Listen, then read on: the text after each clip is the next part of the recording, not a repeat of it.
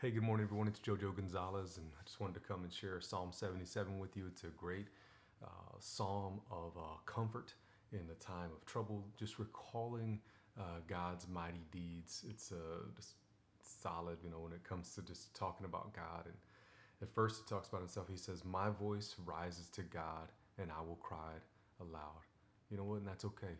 If you're crying, they call it ugly crying, whatever you want to do, right? You're crying out to God, man. That's fine. It's okay to cry out to God. It's okay to get emotional with the Lord. Then he says, "My voice rises to God, and He will hear me." So just not in his mind. He's physically just letting it come out of his mouth, his vocal cords. He says, "In the day of my trouble, desperately I sought the Lord. In the night, my hand was stretched out in prayer without weariness." So he's just desperately seeking God, and he's up all night just praying, seeking God. And he says, "My soul refused to be comforted." And just it's his emotion, it's his heart, it's his mind. And he says, "I remember God, then I am disquieted and I'm groaning." He says, I sigh in prayer and my spirit grows faint.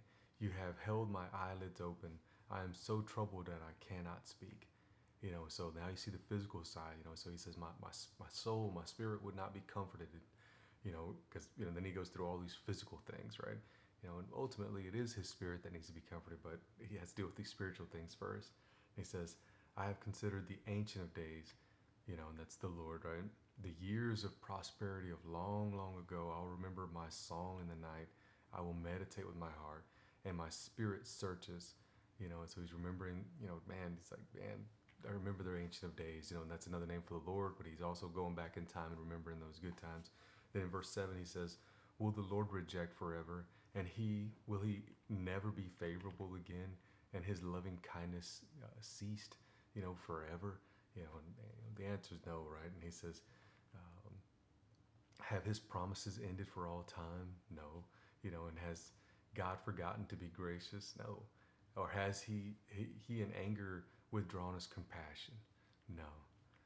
He's leading us and guiding us, to the place that he needs us to be, and he's growing us into that vessel he wants us to be. And he said, "And I said, this is my grief, that the right hand of the Most High has changed, his loving kindness is withheld.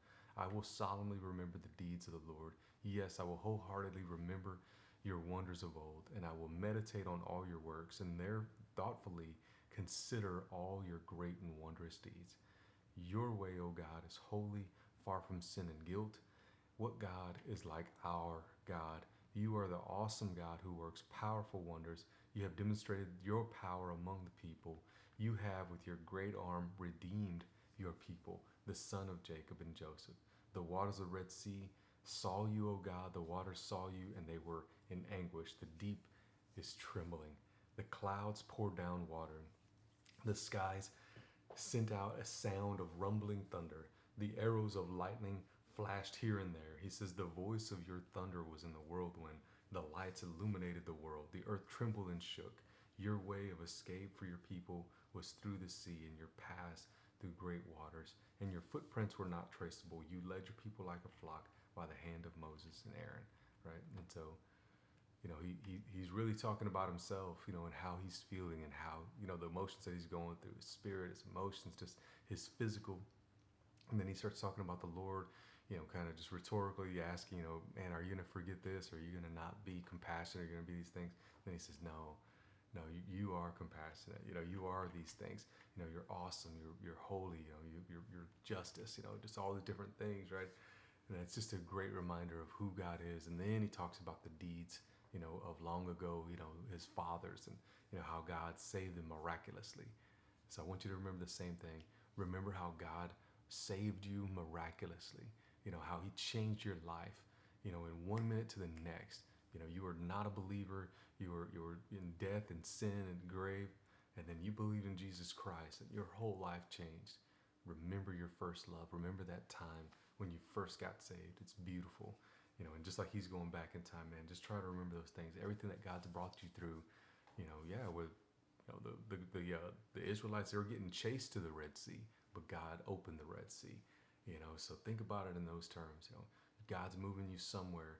You may have these things on your heels or whatever it is, or right on top of you, but God's moving you toward his place of just redemption, miracles. He's moving you toward that place of just that breakthrough in your life.